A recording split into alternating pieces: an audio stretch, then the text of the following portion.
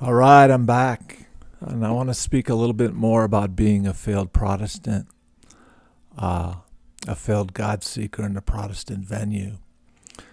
I happened to get 6 bad churches in a row: adultery, one's guy's son molested a baby, pastor's son. Another guy was just a complete freak, CJ Mahaney, power hungry. So bad churches. One was morbidly obese and yet would preach about the indulgence of sin and the flesh, and he was fucking somebody for about 4 years in the congregation. He went off to Michigan, disappeared. He's dead now, I'm sure, with that kind of obesity. Jerry Falwell, Pat Robertson said the trade centers came down because of homosexuality, and this was God's verdict. How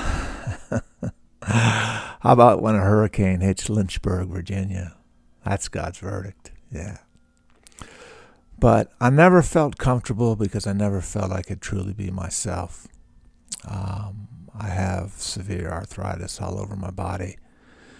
I have brain chemistry, anxiety, panic, and OCD. And once you're labeled as damaged goods in a church that wants to be a megachurch, you're no longer an asset.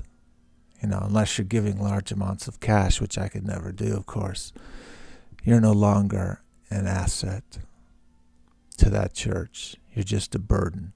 Churches like that big church in Chicago, Dawson Creek, they wouldn't be interested in me at all.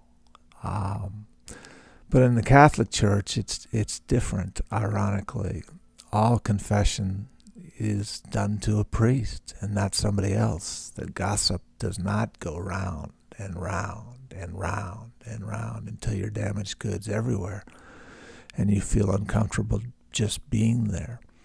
But so far, and off and on for the last few years, it just doesn't happen that way. I've done about 10 confessions, and that's the way you keep it. You just keep it between you and God.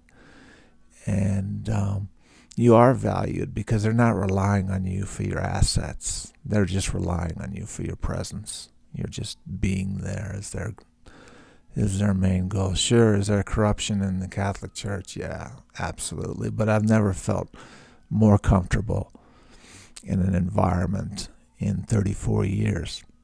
So I got confirmed. I'd take communion, go to confession.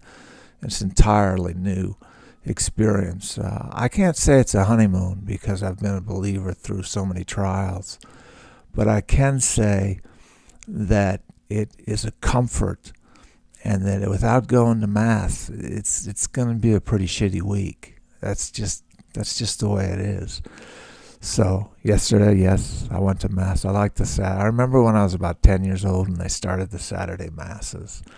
I just thought that maybe I was 12 or 13. I just thought that was the coolest, funkiest, most progressive thing I ever heard in my life, Saturday Masses. So just a few more words. And a word about the hair, if you have it, you just got to flaunt it. Isn't that right, Mr. C? All right.